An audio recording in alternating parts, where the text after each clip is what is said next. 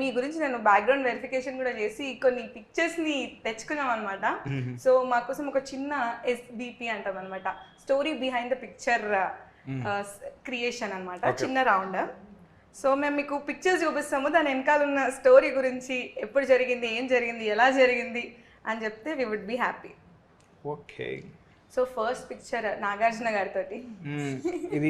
ఇది మా movie artist అసోసియేషన్ది function జరిగినప్పుడు కలిసాను అనమాట ఆయన్ని.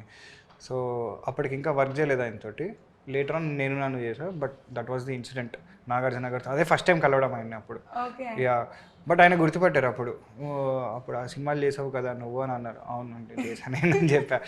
Yeah, so cute. ఎంత బాగున్నారు కదా ఆయన అక్కడ ఆ గెటప్లో, చాలా బాగున్నారు. యా, అంటే చిన్నప్పుడు ఎవరన్నా ఫేవరెట్ హీరో ఉండేనా? అందరితో వర్క్ చేశారు కదా. చిరంజీవి గారు అంటే అందుకే వచ్చింది. సెకండ్ థాట్ లేదు దాంట్లో. చిన్నప్పుడు కాదు, ఇప్పటికీ చిరంజీవి గారే నంబర్ 1. అంతే, నోబడీ కెన్ టచ్. మీ ఇంత చెప్పండి, మీకు టాలీవుడ్ లో old actors for any Chiranjeevi garu is not old actor. Okay, he is a trending actor every day. Okay, current. Pavan Kalyan garu. Smart smart Shankar అది మొత్తం. Double smart side, double smart Shankar అది. సో చిరంజీవి గారు అనగానే చిరంజీవి గారి పిక్చర్ వచ్చింది. యా. సో ఇది వచ్చేసి మంజునాథ సినిమాలో చేసినప్పుడు దిగింది ఇది, లెఫ్ట్ సైడ్ది. ఇదేమో అంజీ ఫస్ట్ టైం చేసినప్పుడు ఫస్ట్ సెట్ ఆఫ్ స్టూడెంట్స్ అనమాట మేమంతా. తర్వాత మేమంతా ఎదిగిపోయామని చెప్పి తీశారు మమ్మల్ని అందరినీ నిర్దాక్షిణ్యంగా. ఫస్ట్ చేసినప్పుడు, ఫస్ట్ టైం షూటింగ్ చేసినప్పుడు మేము చేసాము అంతా. అందుకే చూడండి చిరంజీవి గారి సేమ్ గెటప్ ఉంటుంది దాంట్లో. యా, తర్వాత చేసినప్పుడు లేము మేమంతా, అంతా ఎదిగిపోయామని చెప్పి తీసారు. So that was the incident. But మళ్ళీ మంజునాథలో కలిసాం. యా కలిసాం. It was great working with him in Manjunatha. So beautifully. And that to శివుడి గెటప్ లో ఇంకా అమేజింగ్ ఉంటుంది. ఇప్పుడు కూడా మళ్ళీ కనప్ప వస్తుంది శివుడి గెటప్. చాలా ప్రభాస్ గారు కూడా క్రేజీ ఉన్నారు దాంట్లో. అండ్ ఒక మంచి అవార్డు కూడా సంపాదించుకున్నారు ఆయనతోటే, మళ్ళీ చిరంజీవి గారితో. వంశీ బర్క్లీ అవార్డ్స్ అని అప్పట్లో ఇచ్చేవారు. సో మనసంతా నువ్వేకి ఆయన ఇచ్చారనమాట ఈ అవార్డు నాకు. అది సేమ్ ఆస్కార్ అవార్డ్ లా ఉంటుంది అది. ఆయనే చిరంజీవి గారే ఇస్తున్నారు, ఇంకెవరు ఇస్తారు? అంతే నేను అన్నా కూడా, మీరు ఇస్తుంటే నాకు అది ఆస్కార్ అవార్డు తీసుకున్నట్టు ఉంది అంటే ఆయన చాలా హ్యాపీ ఫీల్ అయ్యారు ఆ రోజు. It's great moment. అది one of my best moments with Chiranjeevi garu. In fact షూటింగ్లో మంజునాథ కన్నా కూడా I think this is the moment for me with Chiranjeevi garu. ఇట్లా ఒక చాలా ఇట్లా ఇంకా ఈ ఆస్కార్ కైండ్ ఆఫ్ ఉంది నా దగ్గర. ఎందుకు ఉండదు? డెఫినెట్ గా ఉంటుంది. దానికి ఒక స్పెషల్ లొకేషన్ లో ఉంటుంది కూడా అది. అవునా? Yeah, of course. నెక్స్ట్ ఇది రీసెంట్ పిక్చర్ అనుకుంటా. ఇది మొన్న వెంకీ 75 ఫంక్షన్ లో దిగింది అనమాట. వెంకటేష్ గారిని వెళ్ళి కలిసా. అదే వెళ్ళి సైలెంట్ గా వెనకాల నుంచి వెళ్ళి అంకుల్ గుర్తుపట్టారా అని అన్నారు. మావయ్య చిన్నప్పుడు గుర్తుపట్టే, నువ్వా పెద్దగా అయిపోయావు అన్నారు. యా అంకుల్ అని మొన్న జస్ట్ నార్మల్ కాన్వర్సేషన్ అనమాట. ఏం చేస్తున్నావు ఏంటంటే చెప్పా, ఇలాగ సినిమా చేస్తున్నావు uncle. Okay all the best అని అన్నారు. బట్ ఆయన కూడా ఇప్పుడు రీసెంట్ టైమ్స్ లో he has been doing some great work. సంక్రాంతికి వస్తున్నాం, చింపేశారు ఆయన. అది ఇప్పుడు సంక్రాంతికి వస్తున్నాం కూడా. అందుకే ఇంకా ఎక్కువ కనెక్ట్ అయ్యాను నేను ఆ సినిమాకి. యాక్చువల్గా పర్సనల్ లెవెల్లో బాగా కనెక్ట్ అయ్యాను అనమాట వాడిని చూసిన తర్వాత. నాకు చిన్నప్పుడు నేను చేసిన మావయ్య గుర్తొచ్చింది. అరే సేమ్ టైప్ ఆఫ్ ఉంది కదా ఇది కూడా.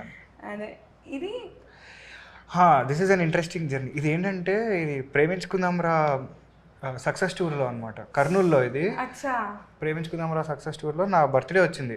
సో నాకు సర్ప్రైజ్గా యూనిట్ అందరూ బర్త్డే సెలబ్రేషన్స్ చేశారనమాట. యా, వెంకటేష్ గారు, జయంతి పరంజీ గారు వాళ్ళందరూ కలిసి చేశారు అప్పుడు నాకు అది. So that was one memorable birthday నాకు. అది one of the best birthdays అది. Yeah, very true. ఇదే రాశారు ట్రూ జెంటిల్మెన్ ఇన్ TFI. నిజంగా ట్రూ జెంటిల్మెన్ అని. అండ్ ఈ పిక్చర్ చాలా చాలా రేర్ పిక్చర్ అని చెప్పాలి. సౌందర్య గారితో యాక్టర్స్ దిగిన పిక్చర్స్ కూడా చాలా రేర్ గా ఉంటాయి. సౌందర్య గారితో you have done tremendous. 4 films చేశాను నేను సౌందర్య గారితో. 4 ఫిల్మ్స్ చేశా. యా, ఇది పెళ్లిపీటలు సినిమా టైంలో జరిగిన ఇన్సిడెంట్ ఇది.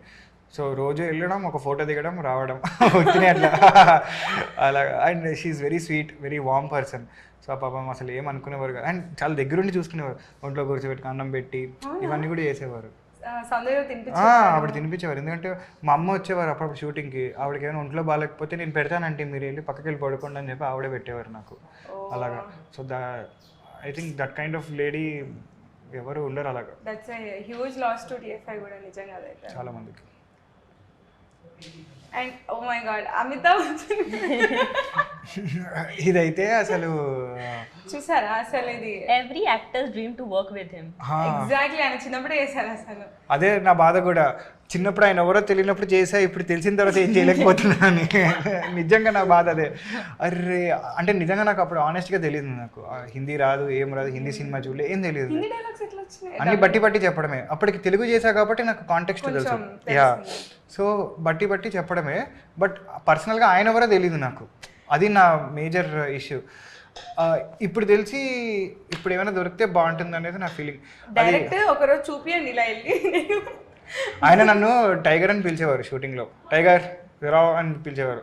ఎందుకో మరి ఆయన పెట్టిన పేరు అనమాట tiger. Oh my god, such a lovely person. Lovely person. అసలు మీరు నమ్మరు, ఇప్పుడు ఈ షాట్ ఉంది కదా, ఎలిఫెంట్ లాగా ఆయన చేయాలి, సవారీ ఇవ్వడం అనేది. ఇప్పుడు మామూలుగా అయితే యాక్టర్స్ అందరూ టెస్ట్ చేసుకుంటారు, కింద ముళ్ళు ఉన్నాయా, రాళ్ళు ఉన్నాయా ఏంటి అనేది. ఈయన అసలు ఒక్క టెస్ట్ కూడా లేదు, ఒక్క టెస్ట్ కూడా చేయలేదు. ఆయన డైరెక్ట్ వచ్చారు షార్ట్కి, వంగున్నారు. ఆయన చెప్పిన డైలాగ్ ఏంటి తెలుసా అక్కడ నాకు, నా మనవడు కూడా ఎప్పుడు నా వీపు ఎక్కలేదు, నువ్వు ఎక్కుతున్నావు నువ్వు అని చెప్పి ఎక్కించుకున్నారు నన్ను. So that way really lucky. నిజంగా లైఫ్ టైమ్ అచీవ్మెంట్ అవార్డ్ ఆ ఫోటో.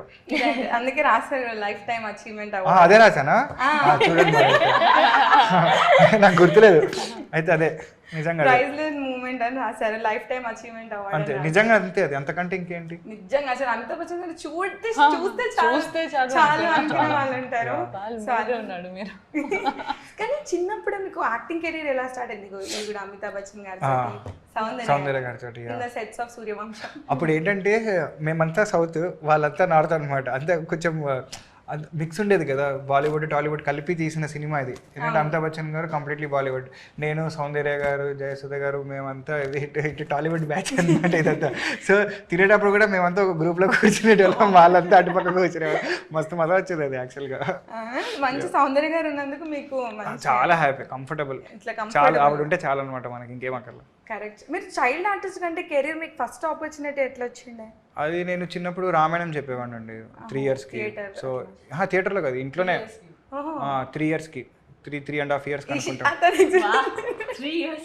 సో అది ఈనాడు పేపర్లో రావడం, అప్పుడే గుణశేఖర్ గారు బాలరామాయణం తీయడం. So it all happened as an accident. With the flow అట్లా ఫ్లో, అంతే, ఫ్లోలో వచ్చింది అది. కరెక్ట్. ఇందులో కూడా ఇంత క్యూట్ ఉన్నారు. ఇది కూడా తర్వాత సెలబ్రేషన్స్ సక్సెస్ టూర్లో. సో దాంట్లో నిహారిక అక్క ఉంది, మధ్యలో అమ్మాయి నిహారిక.